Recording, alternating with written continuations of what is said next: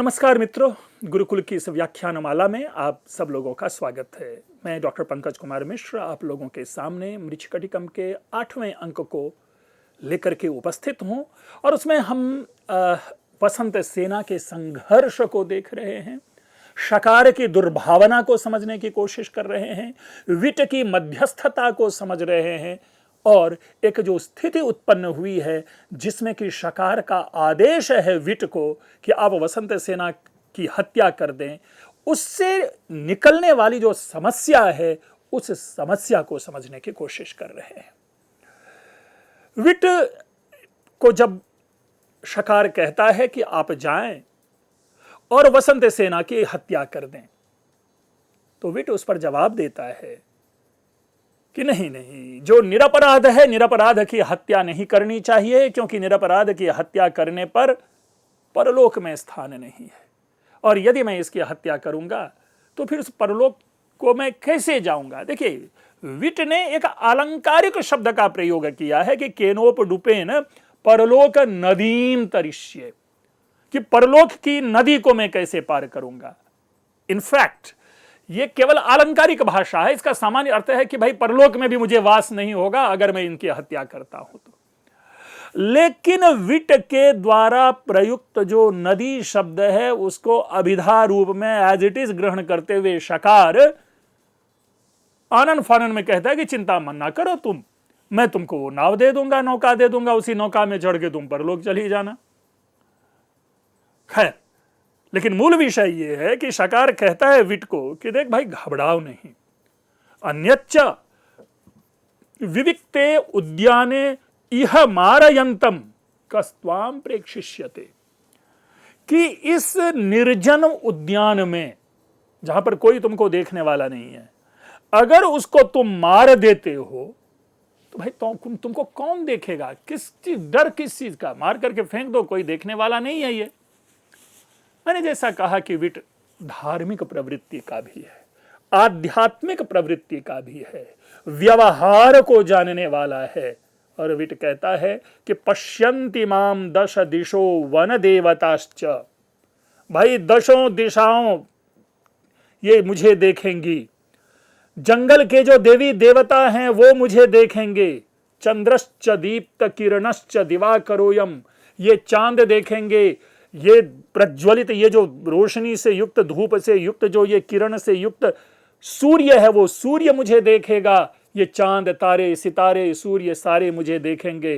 धर्मानिलौ च गगनम च तथांतरात्मा, और ये धर्म रूपी जो हवा है, धर्म देखेगा मुझे, हवा देखेगी मुझे, ये आकाश देखेगा मुझे, और मेरी अंतरात्मा देखेगी, ये जमीन भूमि, ये जमीन देखेगी कि तथा सुकृत दुष्कृत साक्षी भूता, ये सारे के सारे लोग ही जो हैं कि मैं अच्छा पुण्य, मेरे और पुण्य के यही सारे के सारे लोग साक्षी भूत हैं।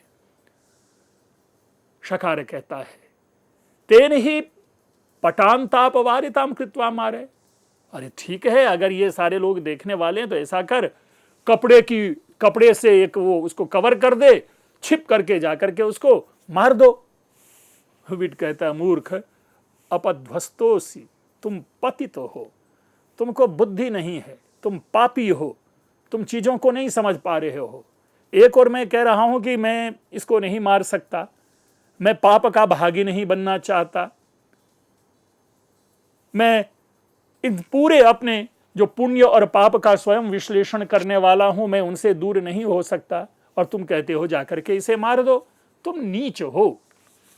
शकार कहता है उसी का मजाक उड़ाते हुए, अधर्म भीरुरेश वृद्ध कोल, ये जो बूढ़ा सुअर है ये अधर्म से जो है ना ये डर गया है, ये बड़ा डर गया है ये बूढ़ा सुअर। देखिए, सबसे बड़ी बात है डर गया या नहीं डरा हो मूल विषय नहीं है, शब्द का प्रयोग देखिए कि पुराने जमाने में भी लोग इस तरह का प्रयोग करते थे कि ये जो बूढ़ा सुअर है ये डर गया, एक प्रकार के व्यूज है विट को। ठीक है भवतु, आप नहीं करते हो मत करो, आप जाओ। स्थावरकम चेटम अनुनयामि, मैं जाता हूं और जो मेरा वो स्थावरक चेट है, जो गाड़ी वाला है, मैं उनका जाकर के अनुनय निवेदन करता हूं, मैं उनसे रिक्वेस्ट करता हूं। पुत्रक स्थावरक चेट सुवर्ण कटकानि दास्यामि। वो जाता है चेट के पास, कहता है पुचकार करके, बेटा स्थावरक, मेरा चेट, मैं तुमको सोने का कड़ा दूंगा। चेट कहता है अहमपि परिधास्यामि, ठीक है सर, अगर आप मुझे कड़ा देंगे तो मैं भी पहन लूंगा।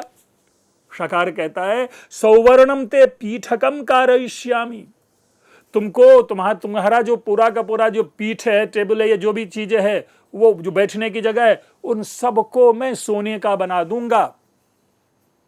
यानी जिस गाड़ी के पीठ पे बैठ के आते हो, तुम्हारा वो सोने का बना दूंगा। तो शकार कहता है फिर कि सर्वचेटा नाम महत्तरकम करिष्यामि, कि जितने भी चेट हैं उन सारे के सारे चेट में मैं तुमको सबका सरदार बना दूंगा, सबका लीडर बना दूंगा। चेट कहता है कि अहमपि उपवेक्ष्यामि, मैं भी वहां उस पर बैठूंगा, मैं भी ये करूंगा। फिर शकार कहता है कि सर्वम ते उच्छिष्टम दास्यामि। मित्रों, वाक्य का सामान्य अर्थ है कि जितना भी जूठा खाना है वो सब तुमको दे दूंगा। और चेट कहता है कि अहमपि खादिष्यामि, कि मैं भी उसे खाऊंगा, यानी मैं उसे खा लूंगा। मूल विषय ये नहीं है, ये लट लकार उत्तम पुरुष एक वचन का प्रयोग करते हुए वाक्य हमारे सामने प्रस्तुत है और उस वाक्यों का अनुवाद लग गया, हमने निहितार्थ को समझ लिया। लेकिन ये मात्र निहितार्थ नहीं है। इतना सरल और सहज वाक्य इतना सरल और सहजता से समझा नहीं जा सकता। जरा उस समाज की ओर चलें जिस समाज में नौकर चाकर जो जूठे अन्न होते थे, उन जूठे अन्नों पर पलते थे। सामाजिक दशा की ओर संकेत है। शकार पब्लिकली कहता है कि मैं तुमको उच्छिष्ट दे दूंगा, अर्थात जूठा खाना दे दूंगा। जूठा खाना क्या होता है? हम आप भोजन करते हैं, या तो कोई चीजें अच्छी नहीं लगती तो उसे छोड़ देते हैं, या बहुत अधिक खा लेते हैं, सारी चीजें नहीं खा पाते तो उसको प्लेट में छोड़ देते हैं। अदरवाइज हम लोग उसे जाकर के डस्टबिन में, आज की भाषा में डस्टबिन शब्द का प्रयोग करते हुए कहते हैं कि हम उसमें जाकर के फेंक देते हैं। लेकिन पुराने जमाने में वही अनाज को, उसी अन्न को इकट्ठा करके नौकरों चाकरों को खिलाया जाता था। आप उस मान सम्मान को देखिए, उस भावना मनोभावना को परखने की कोशिश कीजिए कि नीचे तबके के लोगों की, नौकर चाकरों के प्रति बड़े जो संपन्न लोगों की क्या सोच थी। यानी उनकी सोच में यह बात नहीं है कि मैं तुमको अच्छा अन्न दे दूंगा, वो ये भी कह सकता है, लेकिन नहीं, मृच्छकटिकम एकमात्र ऐसा ग्रंथ है जो समाज के कटु सत्य को हमारे सामने उपस्थापित करता है मित्रों। और हम उस कटु सत्य को समझने की कोशिश करें, क्योंकि आज भी यदि समाज में कोई कुरीतियां हैं, आज भी कोई समाजोपयोगी व्यवस्था जो है वह नहीं है, समाज के लिए अनुपयोगी व्यवस्था है, तो उसकी एक परंपरा है और उस परंपरा को हम जानने की कोशिश करते हैं। और एक चीज कि परंपराओं का अनुपालन करना प्रशंसा नहीं है। यदि परंपरा अनुपालनीय है तो हम जरूर अनुपालन करें, हम अपने पर्व उत्सव त्योहार आदि जरूर सब कुछ मनाएं। लेकिन यदि उस परंपरा में किसी भी व्यक्ति के दिल को ठेस पहुंचाए जाने का प्रयास है तो हमें ऐसे परंपरा का परित्याग करना चाहिए। अस्तु, ये दो छोटा सा वाक्य था, हमने उस वाक्य को समझने की कोशिश की है। लेकिन यह कटु सत्य है कि समाज में जो कह सकते हैं कि जिनको सामर्थ्य नहीं था, जो दूसरों के ऊपर में पलते थे, दूसरों के दिए गए भोजन पर पलने वाले होते थे, उनके लिए जो श्रेष्ठ भोजन माना जाता था वो जूठा अन्न। क्योंकि सहर्ष स्वीकार करते हुए चेट कहता है कि हाँ सर, अगर मुझे जूठा अन्न दीजिएगा तो मैं भी खा लूंगा। अब समझ सकते हैं कि उस चेट की स्वीकृति के वाक्य की वेदना को, उस वाक्य के दर्द को, उस वाक्य की पीड़ा को हम जरा समझें। अस्तु, वही बात फिर रिपीट हो रही है। शकार कहता है कि सर्वचेटा नाम महत्तरकम करिष्यामि, कि मैं तुमको सारे नौकरों का लीडर बना दूंगा। तो चेट कहता है भट्टको भविष्यामि, अरे मैं तब तो भट्ट यानी सबका मालिक, सबका बॉस बन जाऊंगा। अब ये उन्होंने एक बात को लेकर के, शकार ने चेट को तिल के तार करके हुए उनको मानो एक एक हाई पे ले आया है। शकार चेट के मन में एक पॉजिटिव्स भर दिया है कि वाह, ये सर मेरे पे प्रसन्न हो रहे हैं।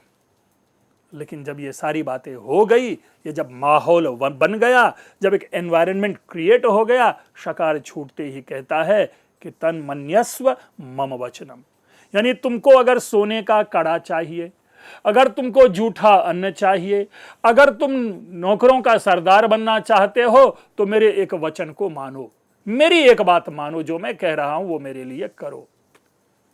चेट कहता है भट्टक सर्वम करो में, स्वामी मैं सब कुछ करूंगा, लेकिन वर्जयित्वा त्वकार्यम, भाई जो अकार्य है, जो करणीय नहीं है, जो करने योग्य नहीं है, उनको छोड़ करके मैं सारा काम करूंगा। शकार रिपीट करता है वही लाइन जो उसने विट से कहा था कि अकार्यस्य गंधोपि नास्ति, कि भाई जो मैं काम तुमको कहने करने के लिए दूंगा ना, वो कहीं भी ऐसा नहीं है जिसमें कि अकार्य हो, ना करने वाली तो बात ही नहीं है। छूटते ही तुम स्वीकार कर लोगे कि अच्छा सर कह रहे हैं तो चलो ये काम हम कर देते हैं। तो चेट कहता है कि भणतु भट्टका, सर आप बताएं, आप आदेश करें कि मुझे करना क्या है। शकार कहता है ए नाम वसंत सेना मारय, ये जो वसंत सेना खड़ी है सामने, उसको जाओ और उसकी हत्या कर दो। चेट कहता है प्रसीदतु भट्टका, सर प्रसन्न होए मेरे ऊपर, इयम मया अनार्येण आर्या प्रवहन परिवर्तनेन आनीता। जरा शब्द को ध्यान दीजिएगा, मया यानी मुझे चेट के द्वारा, अनार्येण यानी मुझ अनार्य के द्वारा, मुझ नीच व्यक्ति के द्वारा, आर्याम ये जो आर्या यानी श्रेष्ठ स्त्री, वसंत सेना के प्रति आदर सूचक शब्द का प्रयोग चेट के द्वारा किया जा रहा है, वह शब्द है आर्या, कि इस आर्या को प्रवहन परिवर्तन आनी था, यानी मुझ जैसे बुरे आदमी ने गलती से गाड़ी के बदल जाने से इतनी सुंदर ये श्रेष्ठ नारी को मैंने यहां लाया है। शकार कहते अरे चेट तवापि न प्रभवामि, भाई तुमको भी नहीं समझा सकता। प्रभुपति कहता है यानी तुम्हारे ऊपर भी मेरा वश नहीं है, यानी तुम भी मेरे नियंत्रण में नहीं हो। चेट कहता है प्रभुपति भट्टक शरीरस्य, स्वामी आपका पूरा अधिकार है, लेकिन मेरे शरीर के ऊपर मारो काटो पीट डालो आप सब कर सकते हो, न चारित्र्यस्य, लेकिन मेरे चरित्र के ऊपर आपका कोई अधिकार नहीं है। ये देखिए मित्रों, ये समाज है, ये परंपरा है, ये भारतवर्ष है, जहां पर व्यक्ति अपने से भी ज्यादा महत्व अपने व्यक्तित्व को देता है, अपने चरित्र को देता है। और तभी कहते हैं जिनके पास चरित्र है वह उसी के पास व्यक्तित्व है। तो आपका मेरे शरीर पर पूरा अधिकार है, मारो काटो फेंक दो, नौकरी से निकाल दो, आप कुछ भी कर सकते हो, लेकिन मेरे चरित्र को आप नहीं खरीद सकते। तत्प्रसीदतु भट्टका, इसलिए प्लीज आप प्रसन्न होएं और मुझे ऐसा काम ना करें। बिभेमि खल्वहम, मैं डरता हूं इन कामों से, ये काम मैं नहीं करूंगा। शकार कहता है अरे त्वम मम चेटो भूत्वा कस्मात् बिभेषि, अरे तुम मेरा नौकर हो और मेरे नौकर होते हुए तुम क्यों डर रहे हो।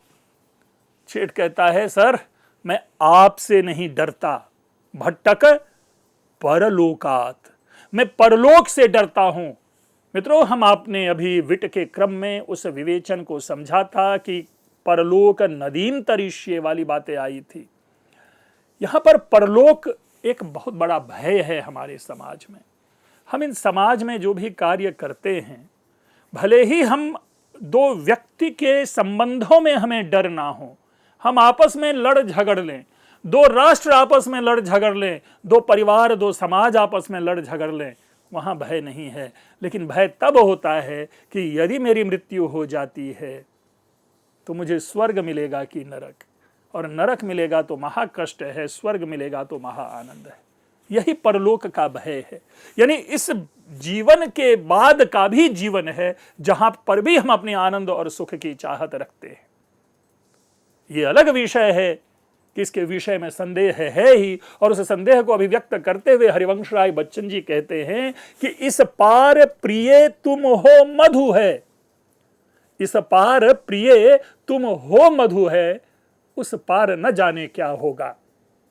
तो ये जो परलोक जो है, परलोक के विषय में जो संदेह है और परलोक के विषय में जो भय है, वो सदैव मानव में व्याप्त रहता है।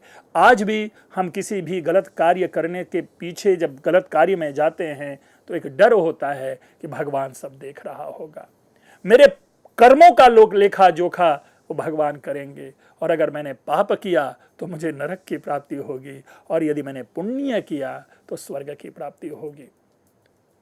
शकार पूछ बैठता है, कह स परलोक, अरे भाई वो परलोक है क्या? तुम लोगों ने ये जो परलोक की रट लगा रखी है, तो वो क्या है परलोक? कहता है, चेट भट्टक सुकृत दुष्कृतस्य परिणाम, पुण्य और पाप का परिणाम ही परलोक है। देखिए अभी मैंने व्याख्या दी, चेट वही बात कह रहा है, सुकृत का मतलब होता है पुण्य और दुष्कृत का मतलब होता है पाप। तो सुकृत दुष्कृतस्य परिणामः, सुकृत और दुष्कृत का जो परिणाम है वही परलोक है। शकार पूछता है, अरे भाई मुझे समझा कि यह कीदृशः सुकृतस्य परिणामः, ये जो सुकृत है इसका परिणाम क्या होता है? बड़ा सुंदर उदाहरण देते हुए कहता है, यादृशो भट्टको बहु सुवर्ण मंडितः, कि भाई आप जो ये सोने का जो पूरा का पूरा आभूषण आपने पहन रखा है, ये आपके सुकृत का परिणाम है, आपके अच्छे कर्मों का परिणाम है। आप आनंद से रह रहे हैं, आप राजा के मंत्री हैं और आप सुख सुविधाएं, आपके पास धन संपत्ति है, ये सारी जो सारी चीजें आपके पास है, यह आपके सुकृत का परिणाम है। शकार पूछ बैठता है, तो बताओ फिर ये दुष्कृतस्य कीदृश, जो दुष्कृत है यानी जो पाप है, उस पाप का परिणाम क्या होता है? तो कहा कि मैं क्या कहूं सर, यादृशो हम परपिंड भक्षको भूतः तदकार्यम न करिष्यामि। भाई आपने पूछा कि दुष्कृत का परिणाम क्या है, तो इसका सिंपलेस्ट वे में ये समझें कि जैसा मैं हूं, दूसरे के दिए गए अनाज पे पलने वाला जैसा मैं हूं, यह मेरे दुष्कृत का परिणाम है। यानी पिछले जन्म में, पूर्व जन्म में मैंने कोई पाप किया होगा, उस पाप का परिणाम आज यह है कि दूसरे के द्वारा दिए गए खाने के ऊपर में मैं पल रहा हूं। और आपके ये पूर्व जन्म के पुण्य का परिणाम है कि आप ये इतने धनी मानी हैं और सुवर्ण आदि के आभूषण से मंडित हैं। कुछ भी हो सर, तदा कार्यम न करिष्यामि, मैं गलत काम नहीं करूंगा। शकार कहता है, अरे न मारयिष्यसि, तुम नहीं मारोगे, तुम वसंत सेना का वध नहीं करोगे, और उसकी बड़ी पिटाई करता है। देखिए विट जो मित्र था उसकी पिटाई नहीं करता, सेम सिचुएशन है दोनों के साथ, लेकिन चूंकि वो नौकर है इसलिए उसकी पिटाई करता है। यही देखिए जो सामाजिक जो असंतुलन है वो सर्वत्र दिखाई देता है, और हमारे साहित्य में तो पूरी तरह से अभिव्यक्त है यह असंतुलन, कि विट ने यही सारी बातें कही, उसने भी डिनाई किया कि मैं ये काम नहीं करूंगा, लेकिन उसको डांट तक नहीं लगाता है शकार। क्यों? क्योंकि वो समवर्ग है। लेकिन यह नौकर है इसलिए उसकी पिटाई करना शुरू करता है और कहता है बहुविधम ताड़यति, बहुविधम, थप्पड़ से, पैरों से, डंडे से, उठा उठा पटक करके, यानी जो मन जैसे क्रोध में आता है उसे चेट की पिटाई करता है। चेट भी कहता है ताड़यतु भट्टक, मारयतु भट्टक, आप पीटे में मुझे, आप मार डालें मुझे, अकार्यम न करिष्यामि, जो गलत कार्य है वो मैं कभी नहीं करूंगा। और बड़ा ही सुंदर एक पद्य है, बड़ा ही सुंदर यह श्लोक है कि ये नास्मि गर्भदासो विनिर्मितो भागधेय दोषैः अधिकम च न क्रेष्यामि तेना कार्यम परिहरामि। मित्रों, हर समाज में हर व्यक्ति अपने को लिफ्ट करना चाहता है। ऐसा नहीं है कि प्राचीन काल में भी चतुर्थ श्रेणी के लोगों ने उसे स्वीकार कर लिया था कि अपनी जिंदगी ऐसी ही चलेगी। नहीं, उनमें भी यह प्रयास देखा जाता था कि अपने इस जीवन से बाहर निकल करके हम भी श्रेष्ठ जीवन जिएं। चेट के इस संवाद में हम उस लिंक को पकड़ने की कोशिश करते हैं। देखिए चेट क्या कहता है कि भागधेय दोष यह, कि ये मेरा दुर्भाग्य है, ये मेरे भाग्य का दोष है कि मैं जन्मजात नौकर बना दिया गया, जन्मजात में दास बना दिया गया। आज यदि मैं आपका दास हूं, आपके चरणों में बैठा रहता हूं, तो ये मेरे भाग्य का दोष है। अधिकम च न क्रेष्यामि, अब मैं अपने इस पाप को और अधिक मैं नहीं खरीदूंगा, अर्थात मैं और अधिक ऐसा कोई पाप ना करूं जिसके कारण मुझे अगले जन्म में फिर से नौकर बनकर के, दास बन के आना पड़े। मैं भी चाहूंगा मैं कुछ ऐसा करूं ताकि अपने जीवन को मैं समुन्नत बनाऊं, अपने जीवन को विकसित बनाऊं, मैं ऐसा कुछ पुण्य करूं कि आने वाले जीवन में मैं इस तरह के कार्य में ना रहूं। तो देखिए लोगों की सोच, लोगों की चिंतन, हर व्यक्ति अपने उस स्टेटस से प्राचीन काल में भी परेशान दिखाई देता है, और चेट के मन में यह भावना पूरी तरह से धंसी पड़ी है और कहता है तेन अकार्यम परिहरामि, और यही कारण है कि मैं गलत कार्य से अपने को बचा रहा हूं, मैं गलत कार्य नहीं करूंगा। अब एक अलग स्टेटमेंट, एक अलग शुरू होता है। उधर वसंत सेना ये सारी चीजें देख रही हैं, वसंत सेना के सामने ये सारी बातें आ रही है, और वो विट से कहती है कि भाव शरणागतास्मि, मैं आपके शरण में आई हुई हूं, आप मुझे बचा लें, है ना।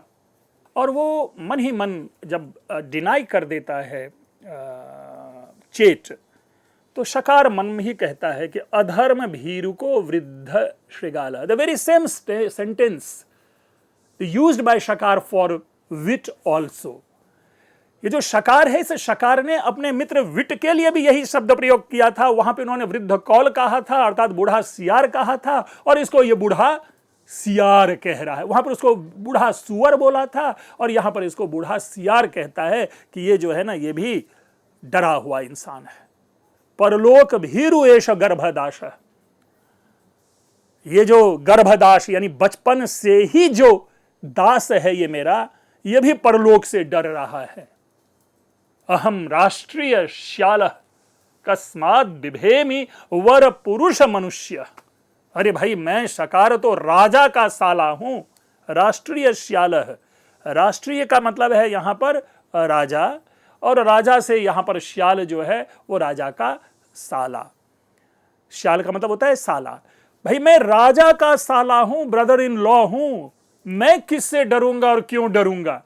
भाई पुराने जमाने में भी ये जीजाजी का जो प्रभाव था वो था लोगों के ऊपर में, इसीलिए साले लोग अपने जीजा की परछाई में अपने अहंग को यहां पे तुष्ट कर रहा है। कस्मात् बिभेमि वर पुरुष मनुष्य, भाई मैं क्यों डरूंगा, मैं किससे डरूंगा, मैं इतना श्रेष्ठ मनुष्य हूं, इतना बड़ा इंसान हूं, मैं क्यों डरूंगा किसी से।